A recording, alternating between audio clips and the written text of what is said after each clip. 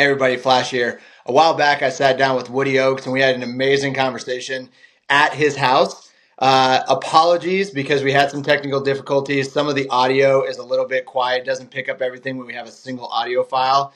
Stick with us. It's an amazing conversation. I know you guys will enjoy it, and thank you very much for working through it.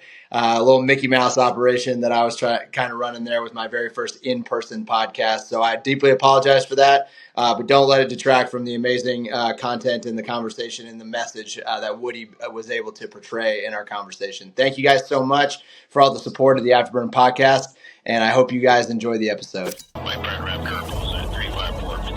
Turn in, lights on. Next picture, 16, 13,000, All right, everybody, welcome to another episode of the Afterburn Podcast. I'm Flash McVay, sitting here in pretty much an A-10 pilot's dream basement. Sitting here with current retired Woody Oakes, A-10 pilot, C-130 pilot, basically pilot all the way through to the end of your career. Currently a consultant speaker, keynote speaker, focusing on kind of some leadership. Really excited to sit down and talk with you. So as we kind of get started, kind of a fireside chat, a little new in person for myself, but if you don't mind, kind of talk to us through your military career. What got you started? Why'd you do it? And then kind of a little bit of a bio, and then what you're doing now. You know, I still remember summer of 1985 as a basic trainee at the academy, and learning about all these Vietnam and before heroes, and I got stuck in my mind. And my dad had flown to Vietnam, and so that was kind of how I ended up at the academy. I saw cadets as a high school student. I'm like, I can't not do that. And I really never thought of doing anything else. And as I read about facts and cast pilots and different heroes from Vietnam, I got this feeling in my mind that I can't let somebody else do that for me. And it really stuck with me. And it really stuck with me as I went through the academy, and then I went to pilot training. When I went to pilot training, they were banking, and so only 40% of us got planes. I got a C-130 to start.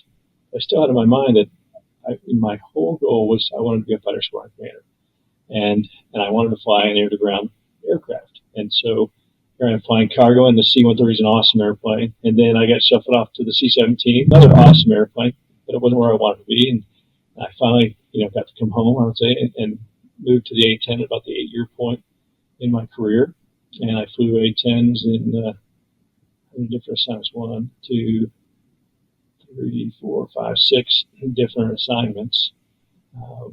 Very, very lucky, and I got to deploy 3 times with the Hog. Got to be a fighter squadron commander, got to be a fighter group commander. I flew my last 10 straight years, no staff. I was a staff officer as a young major, and then after that, no staff, no school, just flying the whole time. My second to last day on active duty was my fitting flight. That was the way I wanted to go. That's the way I envisioned it as an 18-year-old kid, even though I didn't understand what that meant, and it worked out really well for me. That's awesome. Yeah, and you and I overlapped at the very tail end of my A-10 career. Again, I've told numerous people, like, if it was my choice, I'd still be flying the airplane. It's one of my it is my favorite airplane that I've gotten to fly. I love the F-35, love the Viper. But the A-10 is kind of what molded me into the pilot that I was, the mindset and the mentality and that mission set, and the kind of the mentality of a Hog pilot, and being able to be called one is something that is sacred between pilots.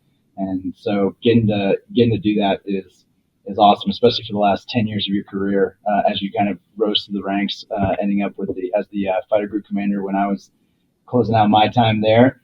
And then now kind of taking yourself into the consultant speaker environment, kind of the world there, and taking your experiences into that. What kind of transition was that like? And did you do anything in the interim before you went and did that? I got out and I said, I don't want anything to do with the Department of Defense. I loved my time in the Air Force, but I was happy to do something else. And I tried a number of things. I flipped houses, and I love swinging a hammer, but that's hard work, and really the hardest work is the program management of it, and having workers that actually value your dollar as much as you value your dollar. And then I did some contract flying and some, for JTAC training. I did some JTAC training as a SME, going to different Army exercises. I've done some leadership consulting, helping small businesses, kind of get their feet under them and give them a vision of what's next, what they need to do next. I worked as a consultant, a DoD consultant, against what I wanted to do, but it's because I knew that for a while. And then for a number of years, I worked with a small company who was they just won their first big defense contract with the A-10, and they wanted some help with business development and marketing. And so I came in and program management. So I worked with them for about 4 years. And then a year and a half ago, I said, it's time to transition. In the middle of all that, I wrote a book with my dad, which was probably the best experience I've had because he can talk flying all day long. And that was kind of what led us to that book. He was talking, I was talking. I'm like, why am I not writing this down? And I wrote a bunch of them down thinking it'd end up as a spiral, book that I would give to my kids and to, the other grandkids and my siblings. And got to the point where I thought, I'm just going to publish this. And so that's what we ended up doing. But it was awesome just sitting for hours on end talking about flying with my dad. I said I stepped away from the DoD. I'm like, I want nothing to do with that, but I realized I just love flying. Yeah. I love flying. I love being around planes. I love talking capabilities. And I really love, even though I get frustrated with the Air Force, I really love the Air Force. And I really love the mission and its purpose and everything about it. Yeah. Well, it's kind of the, we've talked about it leading up to this, and groups that I talk into is like one of our biggest hobbies is kind of sport bitching about the Air Force a little bit. Yeah. But at the same time, none of us ever say, but I wish I was doing something else. Like none of us really say that, and we love the flying. I love the fact that you got to write a book. Tell us a little bit about the book, if you don't mind. It's called Rising Above. Yep. And like I said, I wrote it with my dad. My dad's a retired 4-star, and it started out where he would, I don't know how exactly it started, but I would be sitting on his couch and he would start telling a story about flying, and I would tell a similar story, and we would see the similarities, and then we would talk about what did we learn from that experience? How did that make us better? How did it humble us? What did we get out of it? And that's what got me to start writing it down. We call it Rising Above because from, first thinking about flying and the setbacks of even before we went to pilot training to pilot training and getting our butts kicked in different phases of pilot training, and then different types of flying that we did, his combat experience versus my combat experience. It was a lot of fun to realize how much we learned and how much flying shaped who we are, and how much flying helped us to become, hopefully better people because of it. And a lot of it had nothing to do with the trophies and the big victories. Most of it had to do with when we sucked, when we did something that wasn't up to people around us standards or even our own standards. Like I need to be better. How do I get better? And I just love.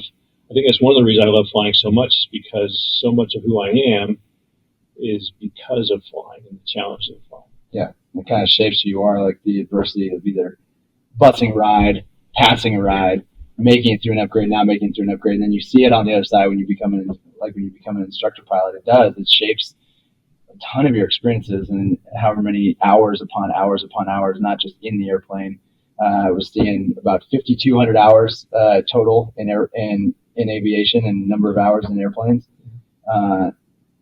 That's in the airplane. The hours that are outside of the airplane to mold yourself to be prepared to go fly those type of sorties and things like that is in the tens of thousands, as we both know. And it does, just shapes who you are, and it's awesome that you got to have that experience with your dad. So as you kind of as you now transition into this consultant speaker, what is your message to people? Like when you walk into a business or you walk into a room with 10, hundreds of people in there, or just like a large business, small business, whoever it is, what is your message to them that you take from your Air Force career that you can impart into the civilian sector? Well, I'm going to step it back to go ahead. The first, to answer your question, I'm going to step it back to one of the first real big lessons I had. It was a boss of mine when I was flying C-17s, and he had flown C-130s before, just as I had. And I asked him about a certain evaluation that was required of all heavy pilots, heavy meaning like C-5, C-141, and tanker pilots that came to the C-17s, operational mission evaluation. And but the C-130 pilots didn't need it. And I said, why don't C-130 pilots need that? And he said, because nobody cares about 5 pilots. And I thought about that. And what he was saying is, when a C-130 pilot goes out into the system, they've got their 5 pilots and their crew, and nobody cares about them except that end user. Nobody cares about what they're doing. So that meant that that crew had to make decisions, and they had to make autonomous decisions, and they had to be good. Somebody was going to care about those 5 pilots if you bent a wing, or if you damaged it. Then all of a sudden everybody cared. So that a lot of autonomy and responsibility was given to that aircraft commander, and not a lot of the Air Force is like that. But as you go, but that really stuck with me. So then I started, as I went to flying the A-10. The first time you take off, you're by yourself. Like, I guess I'm landing this. And I had some great bosses that trusted me, even when I maybe didn't deserve the trust in terms of my capabilities in the aircraft. And that really formed how I view leadership. And I learned a lot from my father and a lot of other great leaders. But operating an aircraft, leading a 4-ship, being a FAC-A in an area of operations where if the fight goes well, it's because of you. It's totally up to you, and there's no script. There's no exactly where do I put aircraft in the air and exactly whose weapons do I use first. There are some good ideas. There's some good techniques, but there's no specific. This is what you apply to this specific scenario. And so you had to learn. I was trusted a lot, and then as a commander, I learned that I have to trust people. If I'm going to have guys. If I'm going to have guys out in an area of operation where the lives of the ground party is in their hands, they have to not suck at the technical skills. They have to be good at, and that was my job to teach them the technical skills. But more than anything, they need to learn how to make decisions. They need to learn how to run their aircraft while simultaneously running their flight, while simultaneously working with the ground commander and pulling enough information out to where they felt comfortable dropping a 500-pound bomb into a fight where they weren't going to hurt friendlies and they were going to take care of the problem with the enemy. And so that led me to, as I've worked with leadership teams, and I was surprised as I've started to work with, and I've mainly worked with small companies, how many companies don't give that amount of autonomy to their people. Don't give, we complain about in the Air Force of the 9,000-mile screwdriver. And that exists. And there are a lot of general officers that want to control everything. But in general, we give a lot of autonomy, in particular to an aircraft commander, to an on-scene commander to do the job that they're asked to do. And a lot of companies don't see it that way. They say, I trust you. They say, I'm going to let you do your thing. But then they're over your shoulder, micromanaging, giving inputs, wanting you to do it their way instead of your way, and instead of just giving, commander's intent. I love commander's intent, and I love thinking, well, I have commander's intent. I know what the boss wants, so I'm just going to do it my way. And when I get told what to do, down to the detail, then I kind of chafe at that. And so that's a lot of that's one of my main messages. I talk about building a culture of confident leaders, and a confident leader is also a confident decision maker. They're not worried about the risk. They're worried about the risk, but they manage the risk. They worry about the results, but they manage results. But ultimately, you're going to have to make a decision on sometimes 50% information. So, and then you have to execute that decision violently. And if you're feeling like you're going to be second guessed, if your team feels like they're going to be second guessed all the time, they're going to be tentative and they're not going to be good at it. Yeah, I think that's what me still being like active in flying with folks, as I say, the people, what I'm trying to impart on individuals that are trying to become very good fighter pilots or attack pilots or anybody is being able to, one, not be paralyzed by decisions with limited information. You're going to have a ton of ambiguous data that is coming at you in the form of sensor data, comm, all these different things. And you just got to make the call. And then that whole point of commander's intent, when we always talk about support the ground commander's intent, is one, knowing the ground commander's intent. And do you, like when you walk into a company, or do you, when you talk to either the people that aren't at the top, but are either in the middle or even potentially at the bottom of the pyramid, like the worker bees, if you will, do you see a lot of times that those folks don't even know the commander's intent, don't even know the decision makers or authority holders' intent? Or is it a actual fear of making decisions to not please the boss, if you will? I would say yes and yes. Yeah. There few are the companies that understand fully where we're going. Like I worked with Tractor Supply, and I love working at Tractor Supply. My daughter works for Tractor Supply. She's a district manager for them, and I did a kind of a coaching workshop session keynote with them.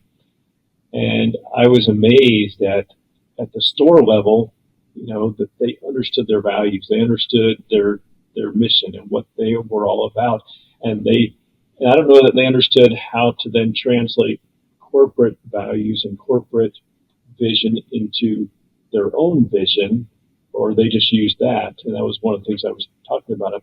On your little team, you need to nest your goals, nest your objectives in with the overall corporate objectives or organizational objectives. But you still have to have your own. You have to take ownership of the corporate ones, but you also have to have your own. But I was impressed with how much the store managers, at least, they got it, and they really were able to speak to the corporate values and speak to the corporate mission statement. A number of other companies, not so much, and it really has nothing to do with large company, small company. It's really how well have the leaders managed it. How well do the leaders expect their team to come up with their own values, expect their team to come up with their own vision, mission, nested in the overall organization's vision and mission.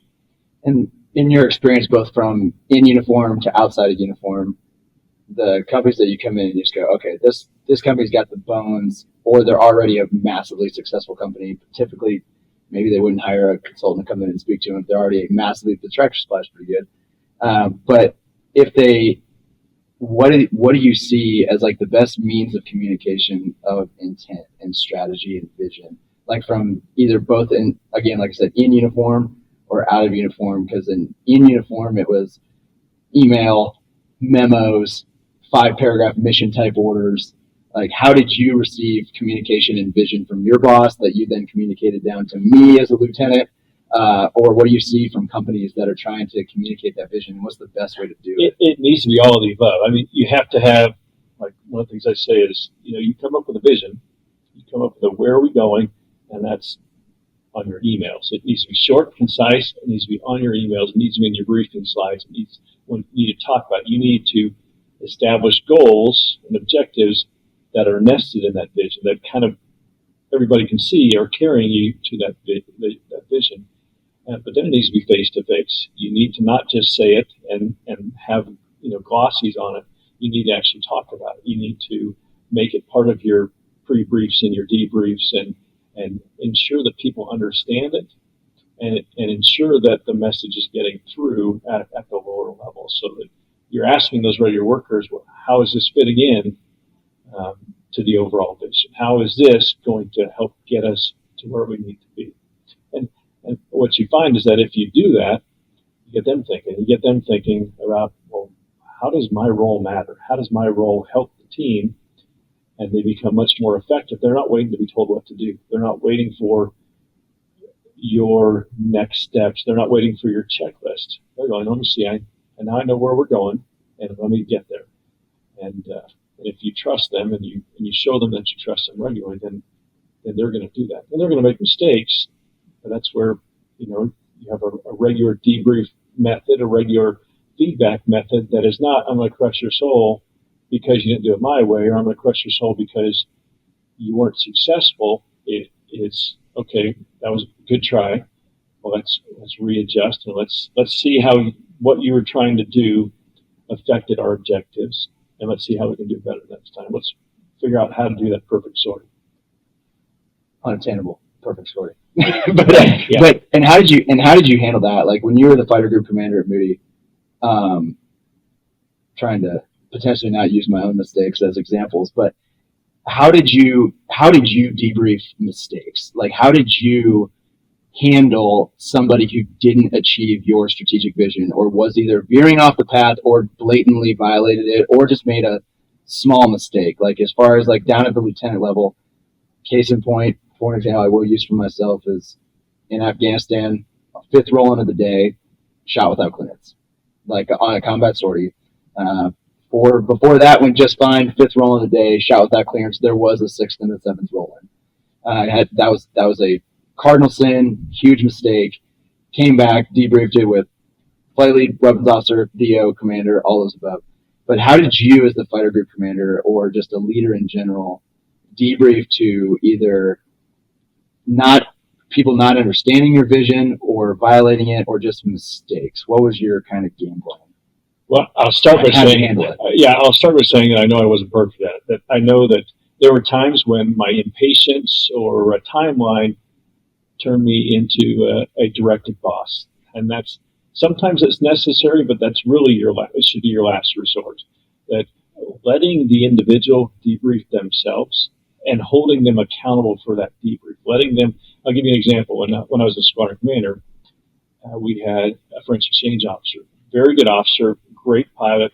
He was a Mirage 2000 pilot, so being a CAS pilot was a little different than him. And while he was a competent pilot, his mindset was just a little bit different. And now he's doing a different language, so you combine all that. And, here we are in Afghanistan, and he rolls in, and he misinterprets his HUD data. He's got, and I can't remember the symbols anymore. He's got his sensor point of interest on the friendly position, and instead of, luckily his coordinates weren't perfect, spot on, so they're a little bit off. Instead of having it on the target and then having another, waypoint on the friendlies to identify where the friendlies are, he rolls in and he shoots. And luckily, like I said, his steer point wasn't exact, and there was a nice big mud wall between he and the friendlies, and they called it board after he, rained down a bunch of 30 millimeter right near their position, and he was crushed. He thought I was going to send him home. I was going to ground him. I was going to make him a wingman, and so I didn't need to punish him to make him feel bad, because he already felt like he felt terrible about it. And so I watched the tape, and at the time, you watch it and you draw your own conclusions. So, I know what he did there. I know exactly the mistakes he made. But I withheld judgment, withheld even saying that. And I said, I want you to go back and read the TOs, read the manuals, and you debrief it for yourself, and then debrief it with your wingman, and then you need to teach a lesson to the squadron. So he did all that, and then afterwards, I think, I'm not trying to pat myself on the back, but I'm like, the right answer is to put him back out front. And so after that sortie, I put him back out as a flight lead, and I think he was totally blown away by that. But what I had after making that decision, I had literally an advocate for life. I knew that Shrek would do anything for me after that point, because I trusted him when he had not earned my trust. But I trusted him because I expected him to then go back and debrief it, go through and figure out exactly what he had done wrong, so he didn't do it again. Yeah. And so I don't know if that illustrates kind of the way I approached debriefing. And I had some experiences when I was younger where people did the same thing to me, and it made a huge difference in my belief in myself, but also my confidence in the ability to do the mission. And it also made me take greater ownership of the mission, greater ownership of not just how good I was, but how well the overall mission went. Yeah. No, that's the thing, is like what I have kind of learned over time with things I've happened with myself, or if I was ever in a position where I had to give that, other than just being in the flight room or in the briefing room, giving the debrief every single day, is like the point of the debrief and the point of the mentoring, if you will. And then at times, like probably as a squadron commander or a fighter group commander, you did in fact have to dole out maybe what some would call a punishment or anything like that. But the whole point is, in my opinion, just changing the behavior. And if the debrief is coming from the individual who made the mistake, then you can almost trust that the behavior is already going to change on itself, and you don't need to dole out an additional punishment really on top, as long as you see that somebody kind of comes in and has that accountability that they already are going to change the way they do things into the future. And now you're just like, okay, nice job. And then you can kind of move forward from there. So I like that perspective, because too many times sometimes where somebody's going to make a mistake and the behavior has already changed, and there's like, and we're just going to kind of pile on top of you again just for fun. Because we have to prove that we hold people accountable. Yep. Like you already did that. Yeah. Yeah, I think it's one of the key a tenet of leadership is that people are not expendable. And I need, and not everybody's going to vote to stay on my team or in my organization, but as long as they're there, I need them productive and I need them to be operating at max capacity. So how do I do that? I treat them as if they're operating at max capacity. I hold them accountable to operate at max capacity instead of crushing their souls and instead of denigrating them because of mistakes that all of us are going to make. And so by, I was like your kids, your kids make a heinous mistake. My 16-year-old, she rolled my truck. So the knee-jerk reaction is she's never driven my car again. But I needed her to learn how to drive. Yeah. I needed her to actually become an adult. This is the same daughter who works for Tractor Supply. She's now my safest driver. She's like my most cautious driver. That was not the case when she was 16 necessarily. But she's learned to be cautious. She's learned to do these things because opportunities weren't taken away from her. She was thrown back into a car and given the keys again. And I just said a stronger prayer and hoped that's okay. But, your kids are not expendable. And if you think of everybody that way, then you're going to treat them a little better. And again, people get a vote. Your kid doesn't get a vote. He's stuck with you as his parents. But as long as they're voting to be in that organization, you want to treat them in a way that they're going to want to be in that organization. I'm going to bookmark that to use an A-10 term, because we might come back to that, of people that want to stay in an organization versus voting with their feet, and potentially why people do that. But I love that because there's mistakes and crimes, right? And then there's the, like with your daughter again, she rolled the truck, which I'm glad she made 17. I don't know with all that is, again, you can learn from mistakes, you can learn from crimes too, but you have to figure out how to handle each one, and they're both very different. Shifting gears a little bit, a different question, but as far as like the decision making that you talk about, with all of your experience, this is going to be a vague question, but what makes a good decision maker, if you will? Is it just pure intelligence? Is it experience? Is it getting autonomy from a boss? Or just or all of the above? But let's say you're just a middle manager, flight lead, if you will, or somebody that is the general manager of an individual location in a larger company. What have you seen that makes somebody a good decision maker versus somebody that just consistently makes bad decisions, if you've seen it? I've seen people that make consistently bad decisions, and sometimes there are going to be people who are great decision makers. There are some people. It is a skill. It is a skill that you have to learn. The first thing is knowing, giving them that vision of where they need to go, because you can operate on very little information, but still do okay if you know the direction you're going, if you know where you want to go. I'll be honest, I hate details. You think as a pilot flying a lot of aircraft, I hate details. I hate reading manuals. It was like pulling teeth for me to read a Dash 1 or something like that. But I loved applying those things. And when I could see those details fit together to accomplish a technical task, to accomplish an overall mission, then I would get excited about it. And so helping people to have a vision. There are some people who are nerds and they love reading the Dash 1. I have plenty of friends like that. I'm like, please read it. Nice job. Please read it. And then when we brief the EP, I'm going to have you brief it because I don't want to do it. And I'll try and practice it, but that's about it. I don't really care that much. I don't like the details, but I love knowing where I'm going. Because if I know where I'm going, then I can figure out how to get there. And so you empower people with how to get there, and you make them figure out how to get there. By empowering them and by not getting in their way. My dad used to say that he always assumed that there were smarter people in the room than him.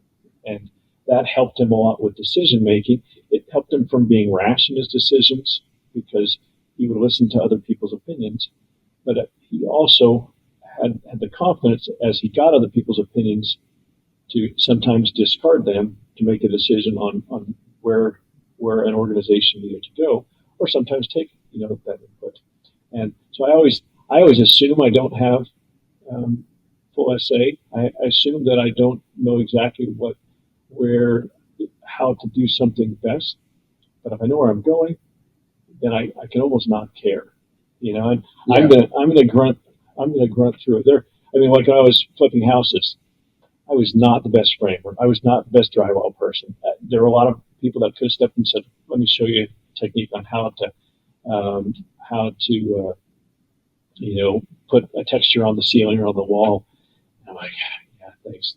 But I was going to grunt through it until it looked okay, and I was just going to work through doing that until it got okay. And that's why I learned to love simulators, because I get into the sim, and I could, instead of reading the Dash 1 checklist, for the in section 3 of the EPs, I would just get in and practice it and do it over and over again until I saw what it looked like. And I'm like, okay, now I know how it fits together. And so as an instructor and an evaluator, and I'm kind of getting off track, but hopefully this is pulling together. I believe that I needed to have the checklist memorized, but I really not so much the checklist memorized. I needed to know exactly what the checklist meant, so that when I've got Blue Force Stanley student out there and he's flailing with a difficult EP, I can be directive and I can talk him through what he needs to be doing to get himself safely on the ground in the aircraft. And that's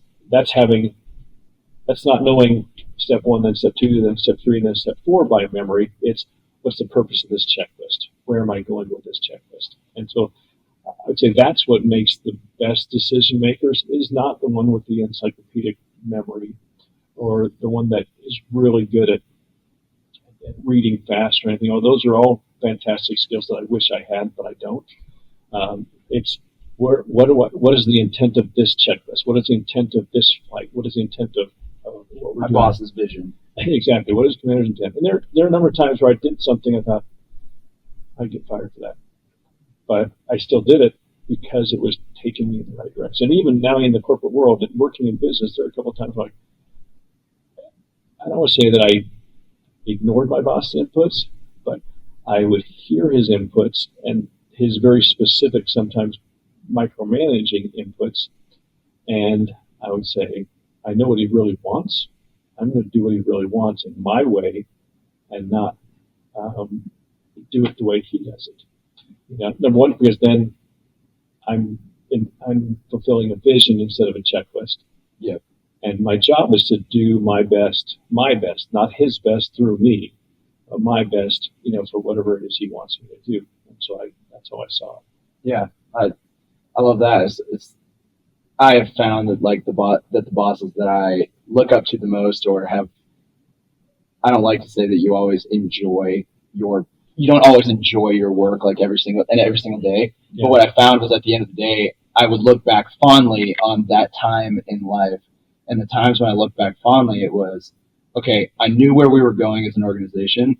And then when I made decisions that were in line with that vision, you had the autonomy. It was just like, yeah, nice job, way to make that decision. And it wasn't always a constant, you should have made a different decision. I needed you to do it this way. But what I found was the people that would tell me you should have done it this way were the people that communicated in the worst way of the end state. So it was like, I didn't really know what your end state was, but you're still telling me, but because I didn't know what it was, this is the decision I made and it's still incorrect. And having that conversation back and forth of, I'm not 100% sure what you really want from your boss.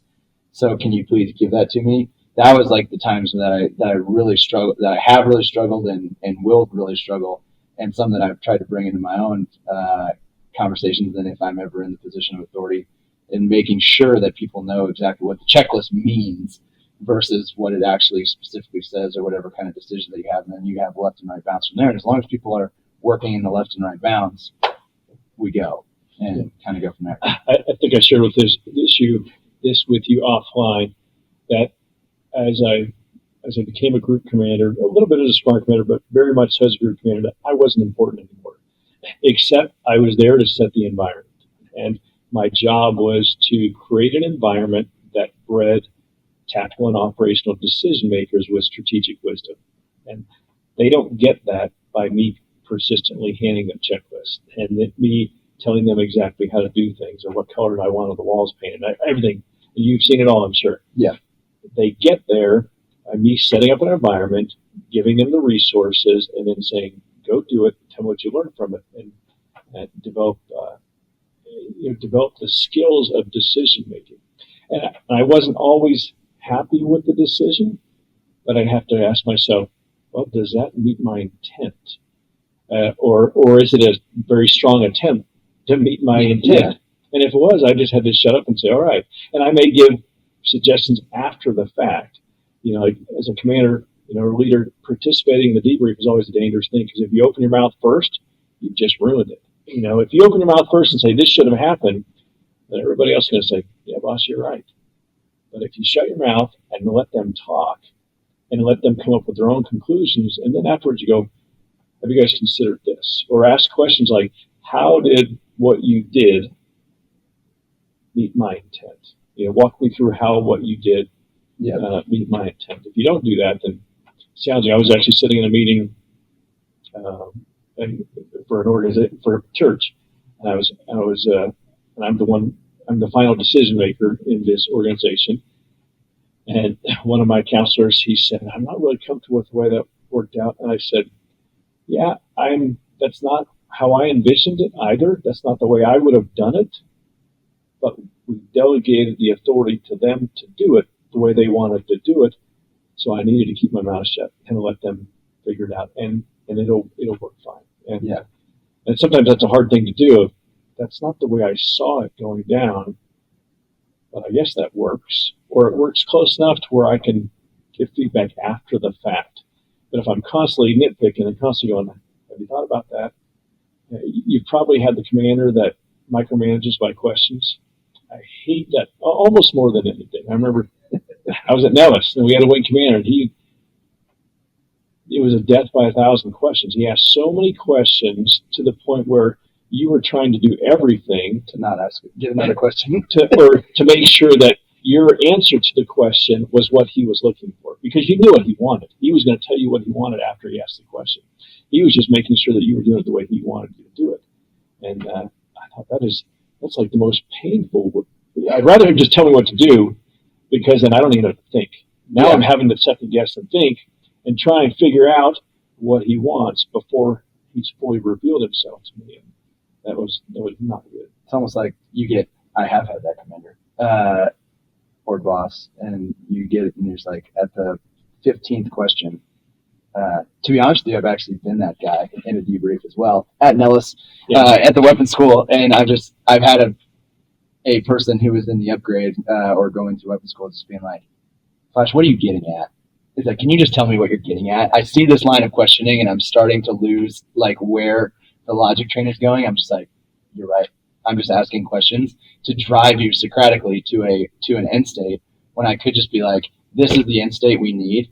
Do you feel that your decision making and game plan could have gotten us there? Yeah. And that's one question. And it's just like, here's what we needed. Could it have gotten us there? And he would have been, and what would have happened was he would have been like, nope, you know what? It would never have gotten us there. We should have done this instead. One question, one answer, done. Instead of this painful process of walking through this. But anyways. But that actually shows a lot about the environment that you created. Yep. But the fact that he was willing to say, hey, time out, where are we going? Yep. Because if you had been kind of a bully micromanaging leader, he would have just kind of shut up and colored. Let me just get through this ride and get through this portion, and I'll try and divine what he was really trying to get at, and then I'll try and do that next time I fly with him, and I never want to talk with him again. Yeah, which is interesting, because I think that does speak to just the fighter pilot, attack pilot culture of the trust that you build in the organization that you might not necessarily see in the private sector, of somebody that's willing to just kind of call time out, ask their boss what they kind of want, which is why the translation across the divide from the fighter pilot mentality to a civilian mentality sometimes, most of the time, kind of works. Like it's not divided like a lot of the concepts that we talked about for 24 years in your case and 16 years in my case so far do translate to a lot of different environments, and that's good. So no, I like it.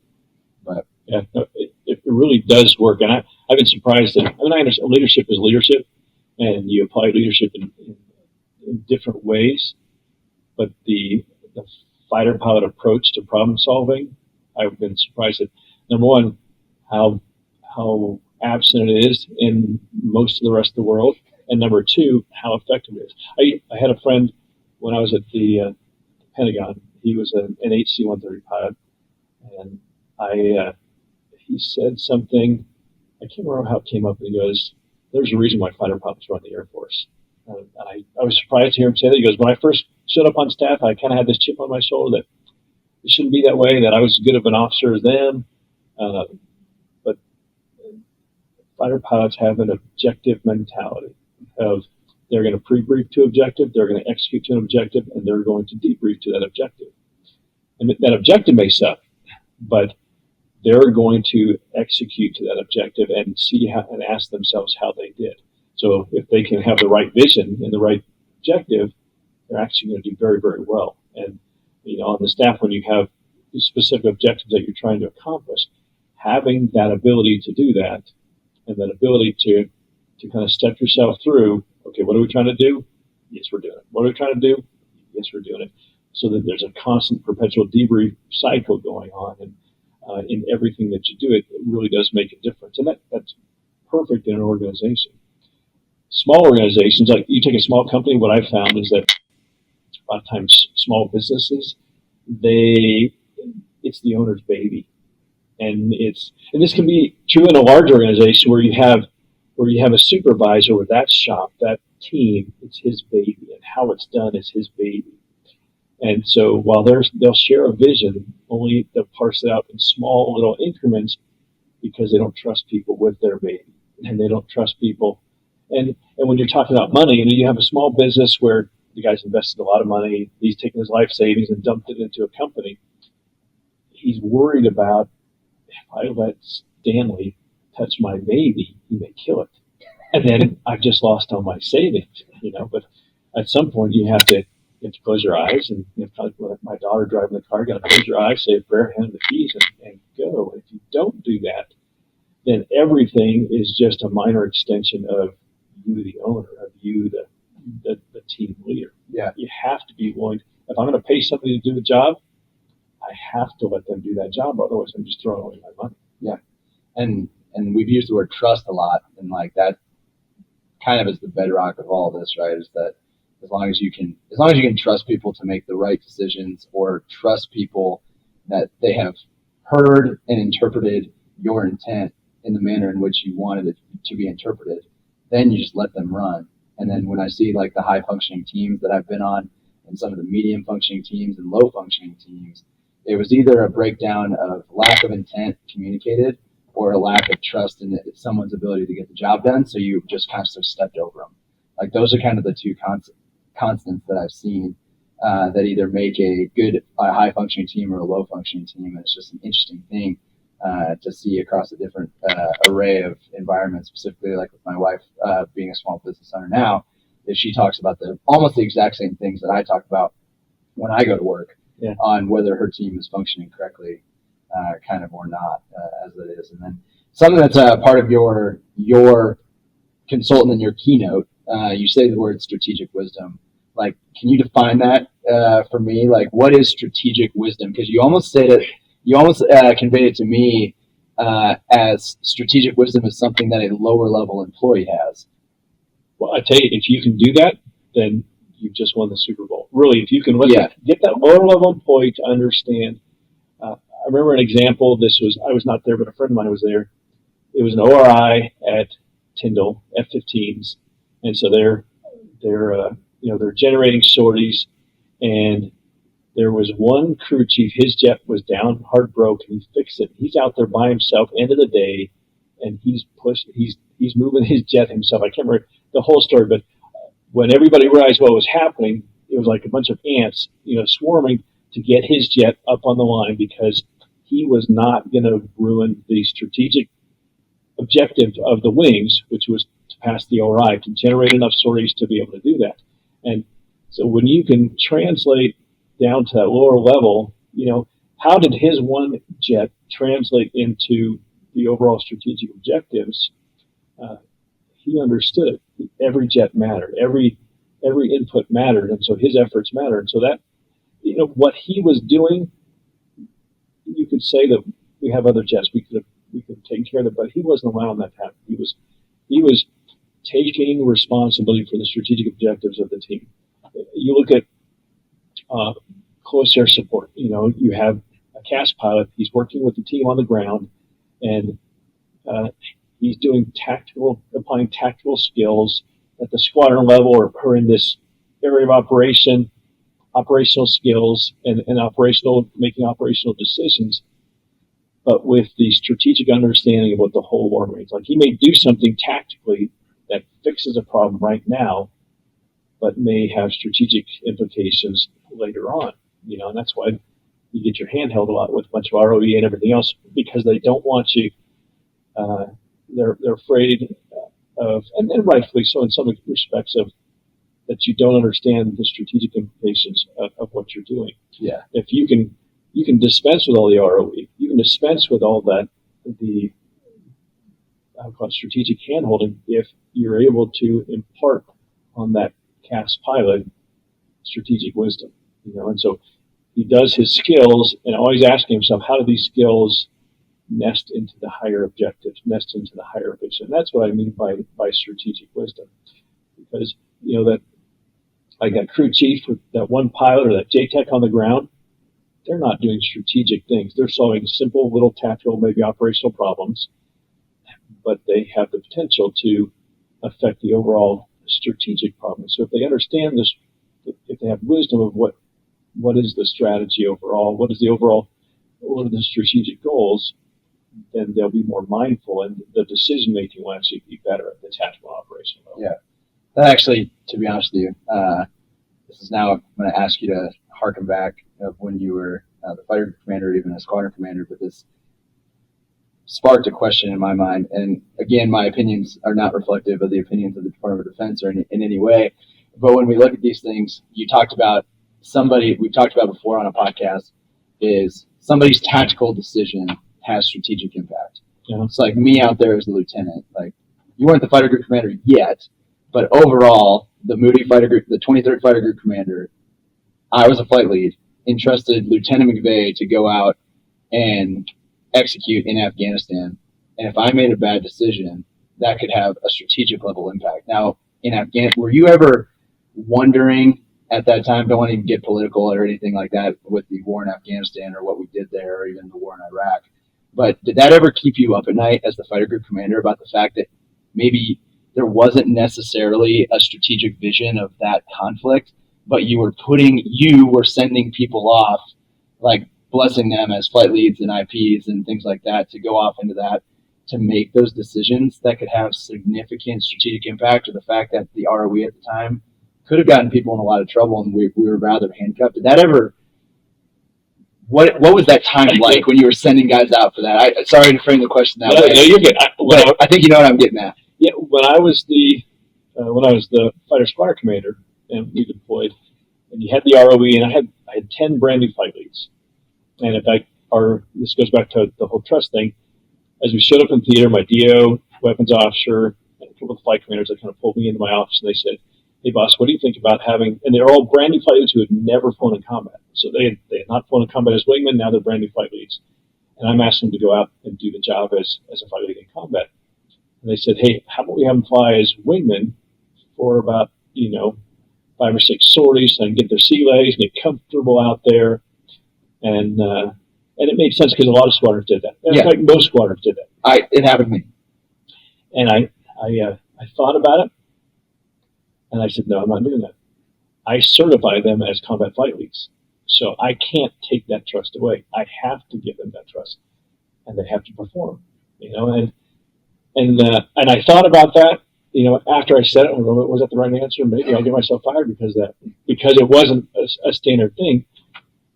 But I thought it was so important for those 10 guys and for the rest of the squadron to see they trust me. What it meant that their pucker factor went up of I got to get into the ROE, and I have to know what I'm supposed to do. But then the other thing I said to them as we were getting ready, and we were reading the ROE, I said, there are people's lives on the ground that are at risk.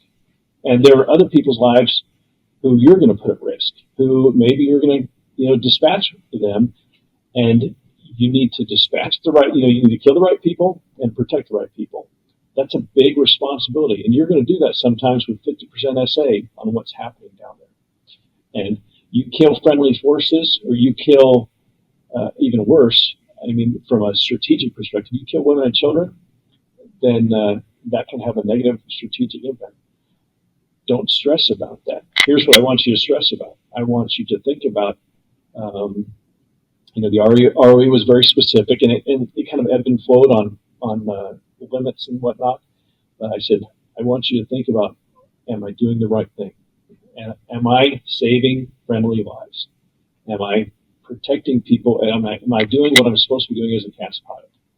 I said, because all the ROE are trying to nitpick you to death and be very specific about how and what you're supposed to do. But if you ask yourself, am I doing the right thing? Am I saving lives? Then 99% of the time, you'll be okay. And if you can come with a clear conscience and tell me you're doing the right thing and you weren't cowboying it, then I'm going to back you 100%. And so I didn't really worry about it so much. And maybe I should have. Maybe I was too cavalier about it. But I really felt like that's important. You're asking people to leave their homes, and then you're going to threaten them with send them to jail because they did something wrong when they had left their sick wife at home with little kids, and that just didn't sit well with me. That I have to trust these guys because they've entrusted their careers with me, and they've entrusted their livelihood and their families with me and with the Air Force in general. So I have to show them trust also. Because that's the one too. We could sit and talk. I'm sure you and I could sit and talk for tens of hours about just that conflict in general and people going off and like what the intent was and all these different things. But at the end of the day, what I talked about with guys that I've flown with and gone to combat with is we had a job to do. We believed in it. We were there with our brothers and sisters, and there were brothers and sisters on the ground. And we went and we did it, and it was the thing to do. And what didn't ever always sit well with me, and actually I was too dumb at the time to even know that it didn't sit well with me in the moment, but now when I look back on it, is it was like, okay, this could have gone poorly. We could have had a strategic issue that we were going here, but we didn't really know what that strategic objective was. And so it's like, when we look at it, we could have gotten in trouble for something that we're not 100% sure what we're even really doing here. Are we playing whack-a-mole for 20 years, or are we actually trying to do something? And at the tactical level, that was a little unclear. And so you had to ask yourself daily, am I protecting a life, or am I taking a life that needs to have their talk with God sooner? And that was the way I kind of dumbed it down. For me and for the team. I remember when I was a DO, so a previous deployment, there was in the Cornwall Valley, and there was I can't remember the FOB's name, but whatever the FOB was, but they were taking regular fire from this building. And Strike Eagles, and this is not to disparage Strike Eagle guys, because they're great operators and everything. We're big Strike Eagle haters on this podcast, by the way.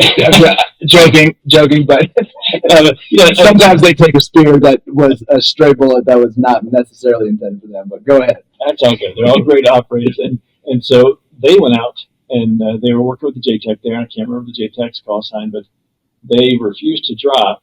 It was a 2-story building in the middle of this valley up on the hill, and they were taking regular fire from it, and they refused to drop because they couldn't verify that nobody was in that building. And I showed up, I don't know how many bowls later. JTAC's like, we're taking fire from this building. And I said, you verified it? And we went over it. And like, well, it's a binary question. Friendly forces are at risk. Forces are in a crappy country on the other side of the world, away from their families, and their getting home is in question. So for me, it was not a question. And so I put a C-130 through the middle of the building, destroyed the building, and actually put two. Mine gutted, so my wingman put his right through the exact same hole, and completely decimated the building. And there was some concern of, well, they didn't drop. We dropped it was a binary question to me. You know, like I said, I had Joes on the ground that needed to call Mama that night. Yep. And yes, they understand the risks and blah, blah, blah. But again, they're there and I'm there to protect them. And I'm there to facilitate their tactical mission. And I wasn't going to worry about anything beyond. I can't worry about anything beyond that. So like I said, sometimes you make a decision with 50% information. And could there have been a baby in there and then I would have been in handcuffs afterwards? Maybe. But, you know, I wasn't going to stress about it. Yeah. Because I can't. Because then you end up second guessing every decision. And then you end up with worrying about not having enough information. That's how companies go stagnant. That's how wars are lost. And, yep. And I couldn't do that. And that was the thing, like towards when I was there in 2012, 2013 timeframe, 2013, that was when it almost got to the point where you were handcuffed to make any decisions until you had every ounce of information that you could. And so It was just, you were absolutely like paralyzed decision making. And it happened all the time. And I found that was the most frustrating part, was I was just like, I think I know what to do here, but I'm second guessing myself. I'm triple guessing myself.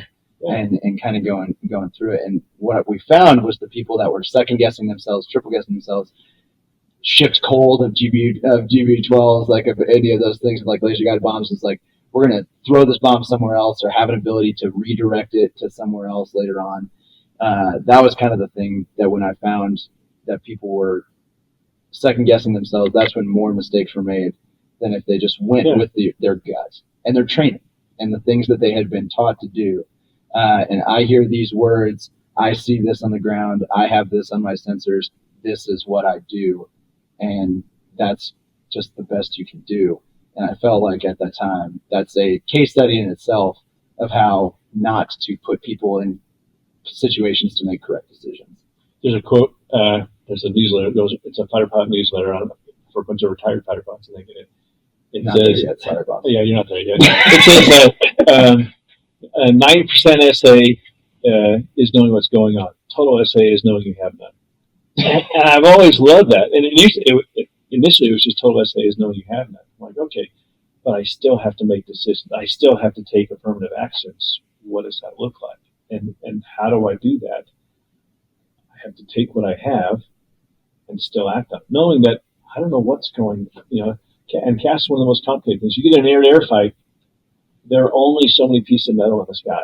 And you can probably get a decent picture of it. You get the right radars and off-board sensors. You can get a pretty good picture about what's going on. And we still make mistakes doing that. You get on the ground where you're in a village and you don't know what's in there and you don't know where they keep their animals and if they've got kids hiding in the basement or whatever.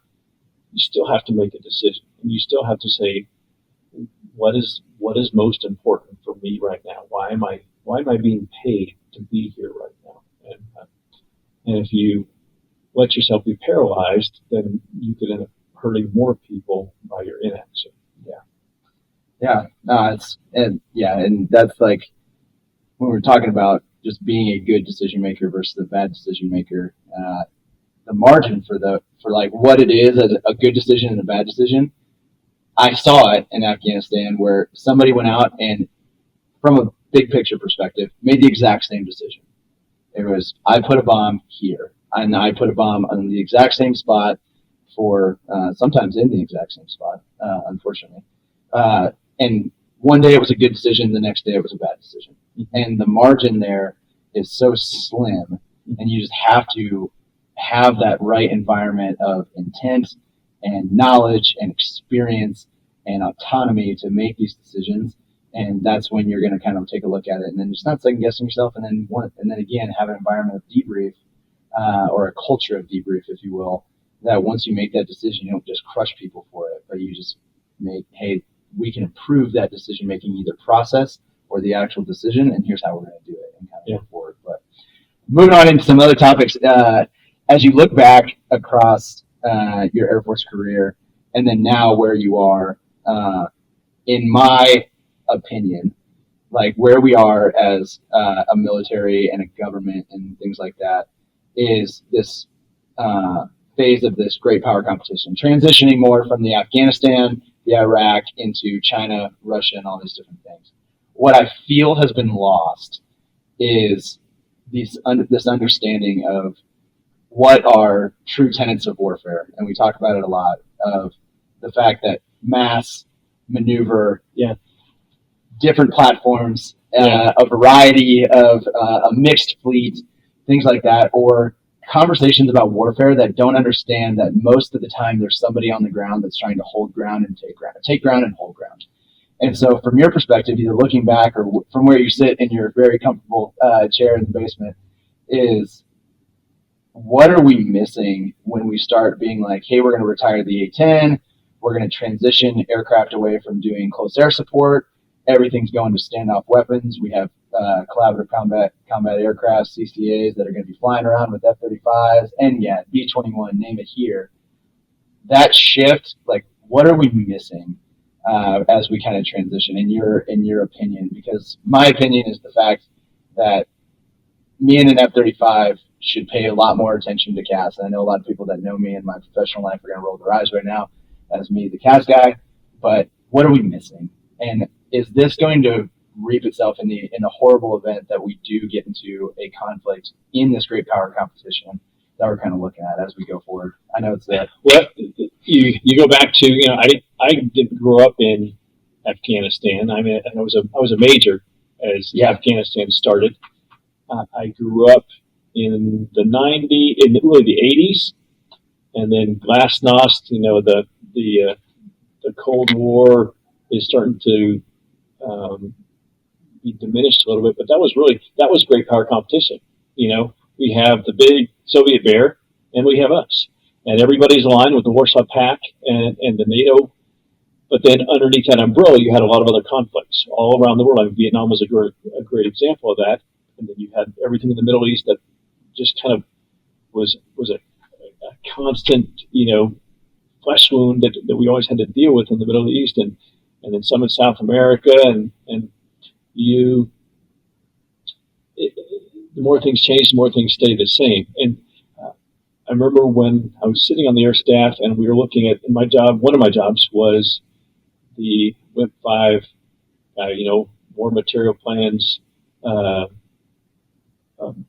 officer, or whatever you want to call it. And the more I dug into them, the more I thought, we don't man squadrons to actually execute any of these plans. We don't have enough to do what we need to do, and we don't deploy as these, as we have it scoped out. And we slowly shifted away from, I'm going to send a 12 ship, an 18 ship, a 24 ship to UTCs, because, it was this big thing about all these airmen don't deploy, and so it's a very small number of airmen that deploy, so we end up pulling from other forces and pulling from other units. And we had a UTC of, the average UTC was like 1.5, or something like that. What is a UTC? You talk to the Army and you'd say, I want X force presentation. They're like, well, that's a brigade combat team, and you really need 3 of them, so we're going to send you a division. And the Navy, like, well, we want, you want this, whether it was a hospital contingent or a flying contingent, it's going to be this many aircraft and this many sailors, and that's what you get. And the Air Force was like, well, you tell us what you want. We're ultimately flexible, so we'll send you whatever you need, exactly what you need. And somebody thought that was a good idea. And from a force management perspective, it was okay. It seemed okay at the time. I always worried when I would get people stripped out of my squadron for those 1.5 UTCs to go fill a flying boat or whatever it is. I'm like, so that guy's flying by himself. We worry about mental health. We worry about PTSD, and yet we're sending people off by themselves. How stupid is that? And so now we're getting back to, we're going to fight as wings. We're going to fight as a full organization. And there's good value in that. I'm not knocking where we are in that, but it's not that much different. I would say we screwed up majorly before in how we force presented before. And then, all our UTCs and everything about them, a lot of times they were more budget driven than actual capability driven. When you look at a 12 ship, and the difference between an 18 PA squadron and a 24 PA squadron for a fighter, it was dramatically different because of the equipment that went with it. And that 12 ship, that first 12 ship that had everything, that 6 ship was kind of a waste of your time. So you deployed with that 12 ship, well, that 6 ship sitting back at home doing nothing because it didn't have any pieces or parts. Well, why didn't we organize it that way? Why didn't we have it that way? Well, as a just in case. Well, that just in case I kind of get, but it was not a good plan. And the Air Force was terrible at selling itself to Congress and to the OSD of, if you want this level of capability, this is what it costs you. And we've lost the budget wars over and over because we have focused on technology. There was a book when I was in SOS, and I can't remember the author, called The Icarus Syndrome, and I used to have it. Yep. And there's actually a newer one about the Icarus Syndrome of our constant chase of technology, and it's void of tactics, void of doctrine. Effects. What are we really trying to do? Like CCAs. That's really cool. And just like Predators and Reapers. There's some really cool capabilities there. And my question was always, where's the decision maker? I don't mind autonomous, or I don't mind separated entities. But at some point, you're talking about taking people's lives. You're talking about breaking their stuff and killing people. There has to be a decision maker in there. And there's a lot of discussion about AI and how you can manage that. And I think that's a dangerous discussion, not to not use technology and to not use AI and to not use CCAs, because I think that's awesome. But ultimately, you have to have that thinking flight lead, that decision maker in there. And when you cut the force from a financial perspective to minimize the number of decision makers you have, well, we'll just have the generals make the decision. Well, that's a terrible idea. Having generals make tactical decisions, and they'll probably admit that, maybe some of them, or some, who are going to call you over the couch over AC-1 or whatever it was, and try and tell you how to fly your aircraft. It's a terrible thing. But having, where do you get those decision makers? You need not just a cadre. You need a force of decision makers to manage all those assets. Now, if I can use that force to then force multiply with CCAs and different assets, and that's awesome. But I still need that decision maker. You compare a Strike Eagle and F4 to a single seat fighter, and at what point does my wisdom in a can suffice for the no kidding dude sitting in the back seat? If he's a systems operator, solely a systems operator, and I don't need his brain to make decisions on how things work, then I'm okay with the machine doing that. And there's comfort in having an extra dude in the back seat. I flew in crew aircraft, and I love flying crew, but sometimes I just wanted to be I love flying by myself. I absolutely love flying by myself. But I had wingmen to help make decisions, and so having somebody that helps, knowing where the decision has to be made, I think is pretty key before you ever start talking about how many F-35s and NGADs versus how many CCAs. What is the right span of control, and what are the right tasks for a pilot to do, for a decision maker to do versus for a machine to do? And I have yet to see those discussions anywhere. And I understand I'm out of it. I have no security clearance that anybody cares about anymore, and nobody cares about my opinion anymore, really. So it's probably being discussed at certain levels and in certain places, but the focus the outward focus and the congressional focus is all about the technology, not about warfighting capability. This great power competition thing, that sounds really cool, but it really doesn't say anything to anybody except air power folks. Yeah. I mean, you're talking to the Army. Why does the Army disparage the Air Force? Because we talk down to them about the capabilities of air power. Why does Congress not give us the money that we really need? Because we talk down to them about capabilities. We do everything behind a green door, and some stuff has to be that way. But ultimately, air power is about, sometimes it's a slant, and sometimes it's a post, and sometimes it's full back up the middle. Yep. And full back up the middle, everybody should see that coming. Everybody understands that. And sometimes the post or the flea flicker or the hook and whatever you want to call it, I don't know what place they call it now. It's everything can't be a flea flicker. Yep. Everything can't be. And that's why the Air Force football teams sometimes are good and sometimes they're not, because they're kind of one-dimensional. Because of their size and who they get for recruits, they end up being kind of a one-dimensional team. And you can't be a one-dimensional team. I think of a 50-60% MC rate, and I know that's another discussion on our current fighters. Like, we're broke, we're doing something wrong. We need to actually approach this differently. And if I have a 50% MC rate, and I'm trying to compare that to 30 years ago, fourth gen, 80%, 90% MC rates of fourth gen aircraft, where I had 4,000 of them. Give me 4,000 and 90% MC rates all day long, and I'll actually use this thing called tactics to defeat your threats and to defeat your capabilities.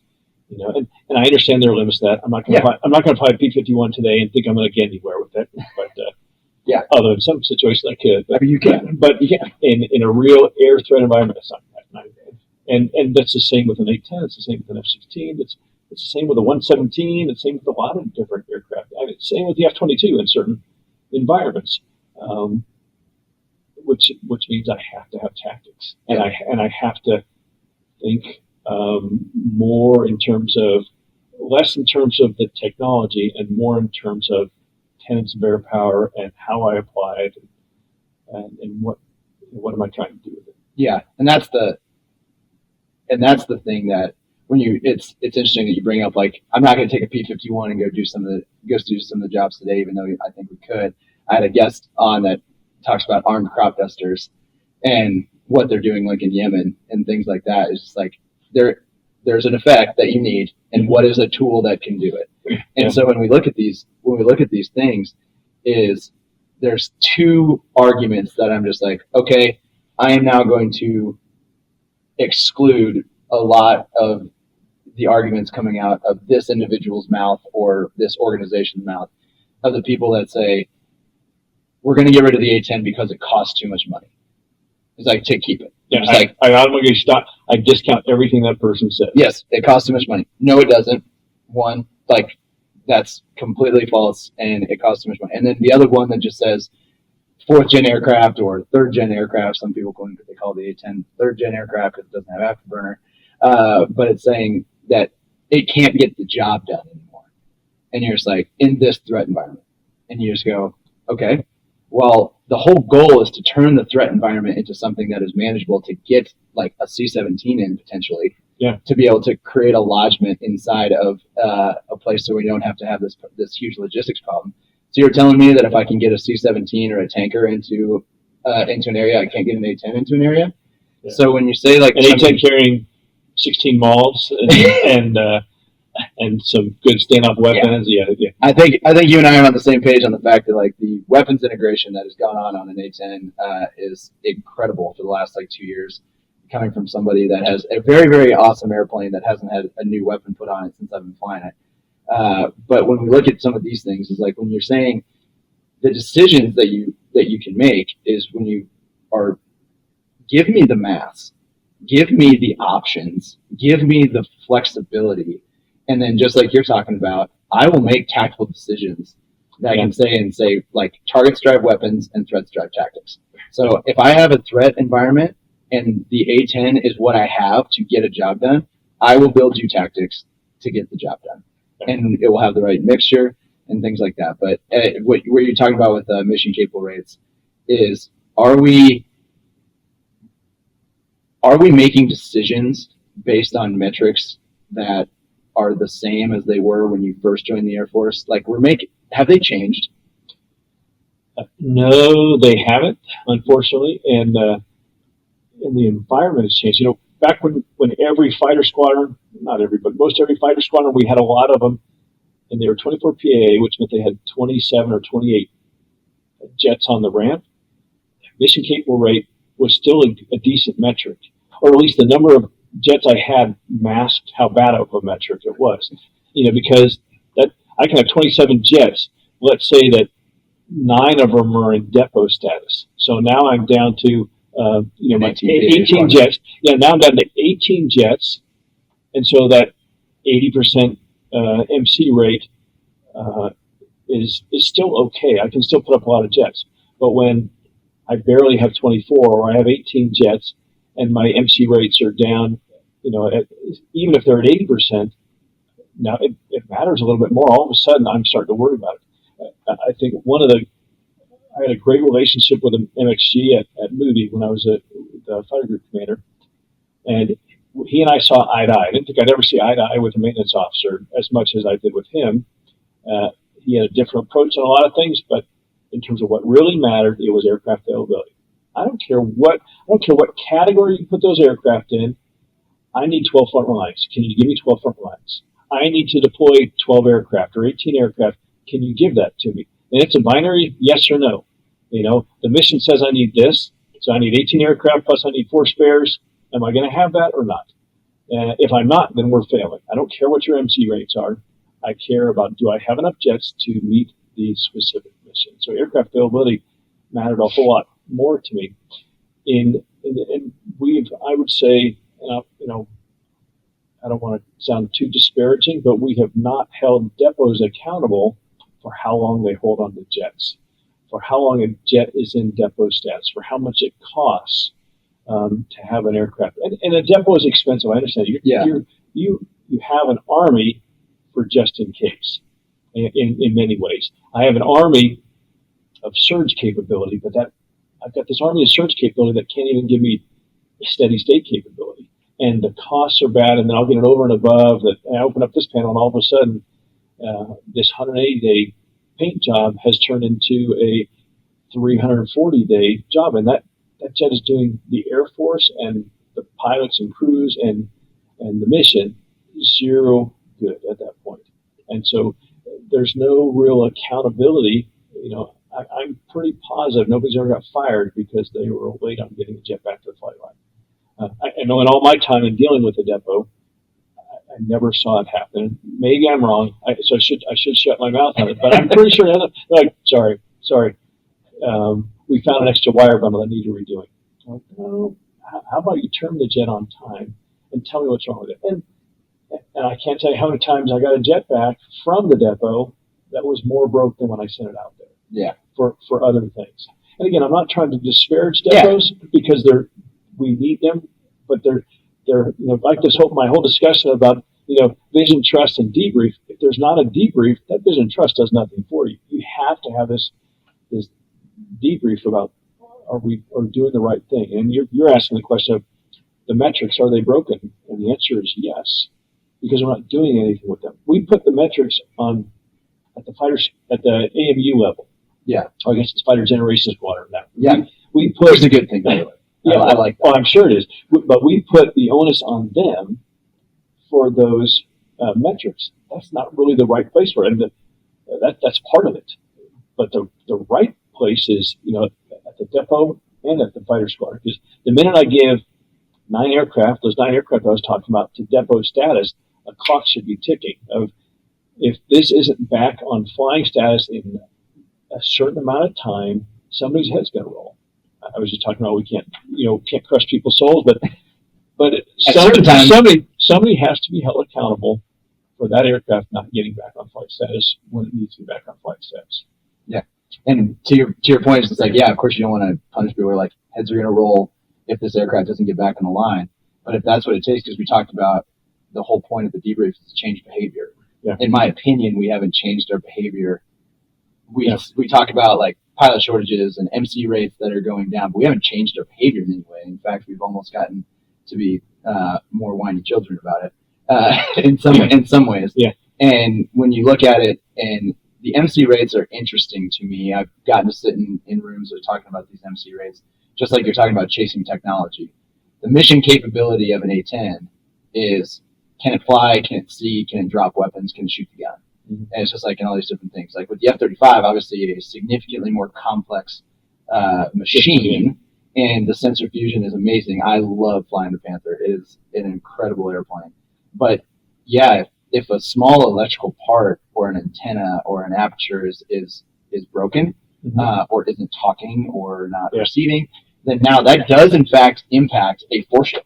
Yeah. It's not just, hey, I can't shoot the gun today, or it's something. There's some of these things. So some of these MC rates are interesting to me, but the fact that we still use the exact same metrics to now hold people accountable via GAO things or articles or whatever, and you're just like, it doesn't paint the whole picture, and you have to come up with something else to paint the picture. What would you do? Like if you with your, I don't know. I think MC rate doesn't tell me anything with regard to the mission. So it goes back to my discussion about having a vision, having a commander's intent, and then having nested objectives within that. Because if you tell me I have an MC rate of 80%, okay, how does that affect the mission? It may affect the mission, but I don't know that everybody sees that. And everybody that affects that MC rate is not held accountable for it. Yeah. So having objectives that are clearly, can I meet the mission or not? You know, because a squadron can be really good on its MC rate. Like, you know, let's say it's even more gross. You know, when I was a fighter squadron commander, it was 24 and then 21 PAA, and so we had 24 aircraft. I had to deploy 18 aircraft. So if my MC rate could have been 100%, but if I had 8 aircraft in depot status, as I'm getting ready to deploy 9 aircraft, if I have 8 aircraft in depot status, guess what? It's mission failure. And so that MC rate does nothing for me. So it may be an interesting metric, maybe something to consider. It allows me to say, okay, well, my MC rate is this, those of the aircraft on the line. So that's what the fighter generation squadron controls.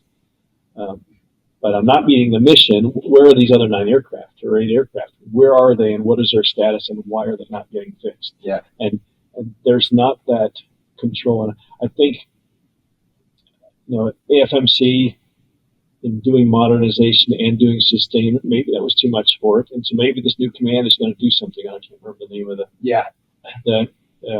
the new command center, or like whatever. Yeah, well, that they're going to focus on modernization.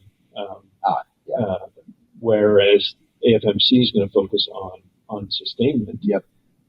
But who in that sustainment chain of command is actually responsible? And you go to Hill here, and the number of people that don't work for each other is mind-boggling to me. You know, that you've got a 75th Air Base wing, and they work for AFMC in one channel, and then you've got the depot, it works in another channel, and then you've got the SPOs, and they work in another channel, and they can also screw you to the other players that they're entirely dependent upon to get the job done. There's no more one base, one boss. That was, you know, General Peake's thing, and he was kind of misguided in his approach to it, but I understood what he was saying. It made sense of, you have one boss, and that one boss is the one who's going to be held accountable and make sure that the mission is correct. Yeah, and that doesn't happen. At least from my simpleton mind, like when I look at the MC rates, I think it's very tactical. And like when you look at the MC or NMC or partial NMC, when it starts looking at it, I think that MC rates and the articles that come out are very good to drive maintenance priorities, like FGS, AMXS, MXG level priorities, on being like, okay, jets are non-mission capable because, or in trends. It's like, what is breaking on these airplanes, like overall, and I think it's very tactical. But then when you start making budgetary decisions based off of MC rates, then you really have to understand what that actually does. And to your point, where it's just like, what tasking can we not execute with these airplanes? Yeah. And as much as what we can put out on YouTube and Spotify and Apple Podcasts is like, this is one of my things, and people might, I'm sure they have just in general, but they might be the guy that I talk about where I just say, I'm going to completely disregard everything that comes out of that person's mouth. But we talked about it, that I personally don't believe that there is a fighter pilot shortage, except in the states of like staff and Air Force Academy AOC positions, and just like putting fighter pilots in environments to influence things. But when you look at MC rates and saying, okay, what tasking can I not accomplish? Like, what exercise did I cancel because I didn't have enough airplanes? What combat tasking was unable to be supported because I didn't have enough pilots and airplanes? Yeah. And from what I've seen in my career, and I'm generally an optimist, is one, I haven't seen a tasking go unfilled. Yeah. And I have not ever seen where it's just like, hey, I don't have a pilot to put in that airplane. Save like some of the day-to-day where dudes are on leave, and it's just like open line on Tuesday, and there's just not a guy standing there kind of doing it. But when you look at that, is you take an MC rate and you say, okay, cool, we're going to throw $20 billion more at the F-35 program to drive MC rates up in sustainment or R&D or anything like that, or modernization, and you're utilizing like an MC rate as a metric to do that. That is where horrible things can start to happen as far as decisions. And when, again, the theme of our discussion and your keynotes and things like that is decision making. Is you have to make decisions with the right information. It's like, you don't have to have all the information, but you have to at least have the correct information and use these metrics for good, versus just be like, MC rates are bad, let's throw money at the problem. No. Let's determine if MC rates are the metric we should be using, and if this is an efficient and effective way to fix the problem. Yeah, like I said, MC rates can be instructional. Yeah. But when they become decisional, I think that's to your point, and then when they become the sole metric for decision making, you can get yourself in trouble. Yeah. Get that organization in trouble. Yeah, and that's kind of the thing. Like, as far as you see, like, sustainment costs going up on all these things, and now when you look at it, as far as when you're saying we're so focused on technology versus individual tactics, or having the Air Force we need, if you will, is there does come a time when it's just like, okay, that money, even though the rules are made up and the money is fictional, in most cases, is that money needed to go somewhere else to be able to actually accomplish the mission versus have this thing. And I do believe in deterrent and having cool things as a deterrent, because deterrence is key. But when you start to kind of look at those things, that's where, in the event deterrence fails, you might rue the day when you don't have 350 A-10s to go tool around wherever you need to go. When it actually kind of fails, and you actually have to put your money where your mouth is and actually go accomplish the mission. Yeah, I mean, it becomes, the MC rate. I actually like your line of thinking, but the capacity matters, and that's a big question. We keep talking about great power competition. Do we have the capacity, the mass, to make it matter? Yeah. Now, if you look at numbers and you compare us to Russia, you compare us to China, and you look at their numbers of 5th gen versus our numbers of 5th gen, we're blowing them out of the water.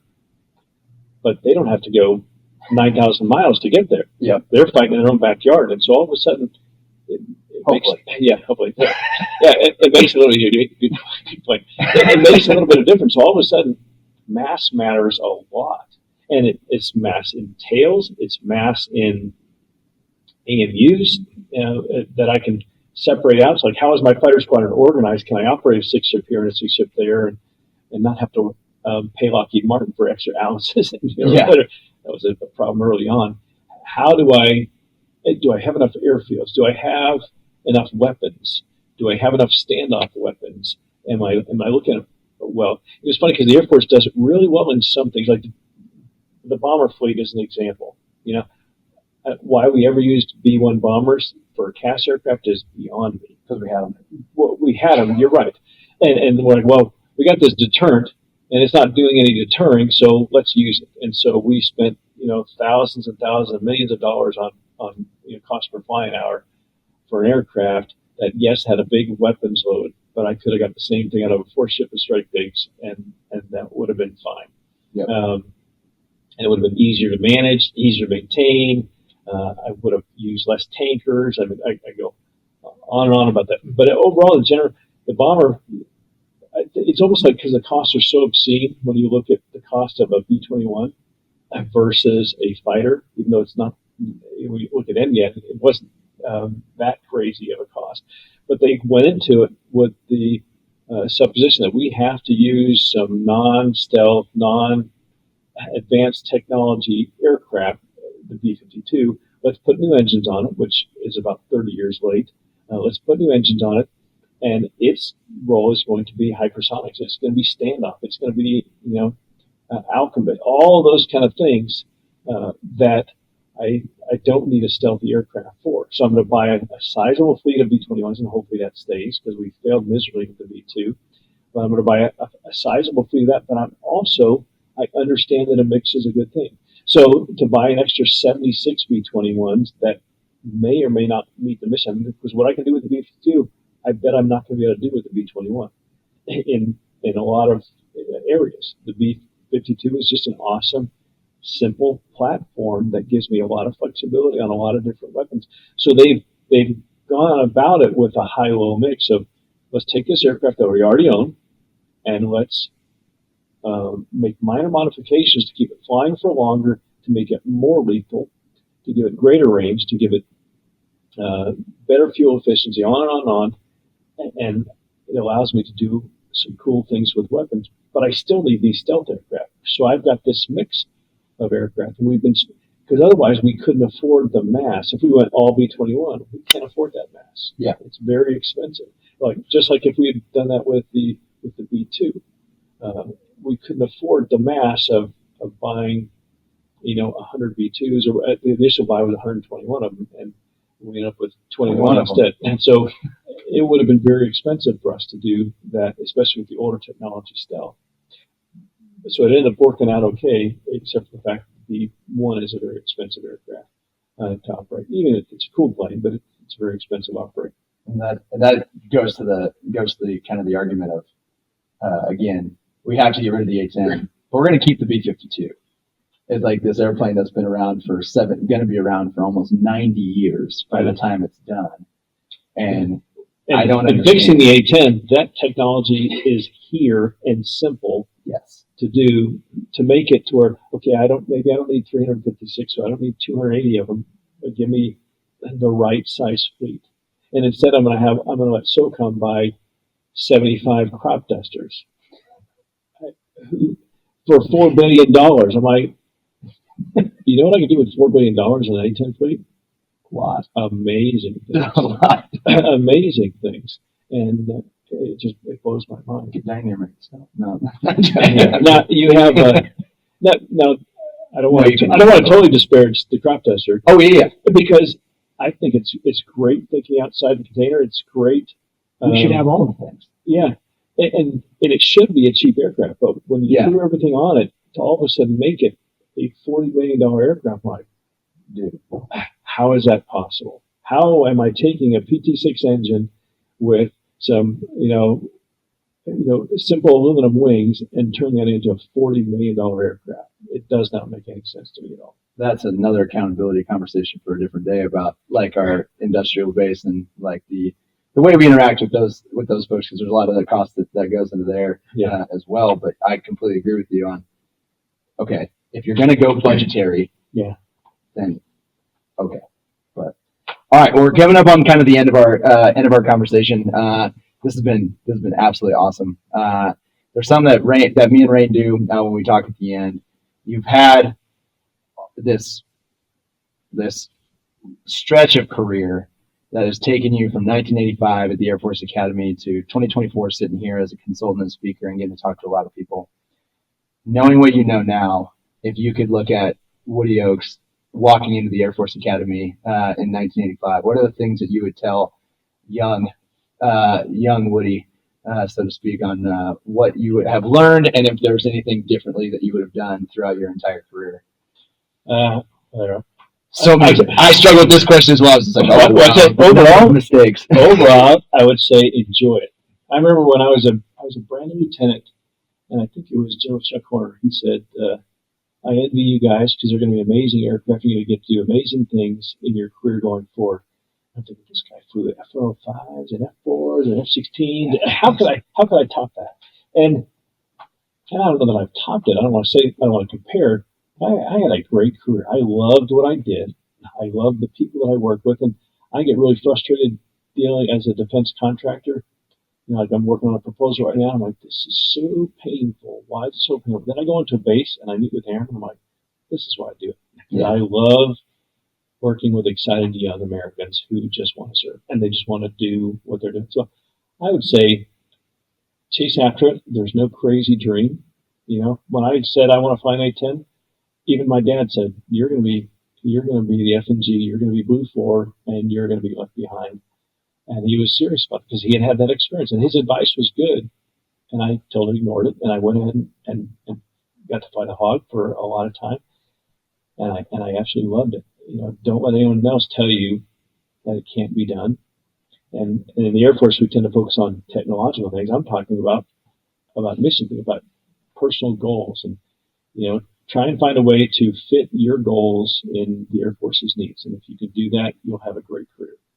And there are more career paths in the Air Force than I understood when I was an 18-year-old kid.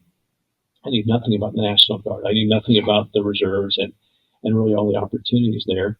And I don't know that it would have changed my decision-making because I love what I did. I got exactly what I wanted out of the Air Force. And I think that would be the biggest thing is don't let anyone else determine your dreams and enjoy every bit of it. Even the sucky stuff, enjoy it. Yeah. Get the most out of it, and best of luck to you. That's what I would say. Well, that's awesome. That's good.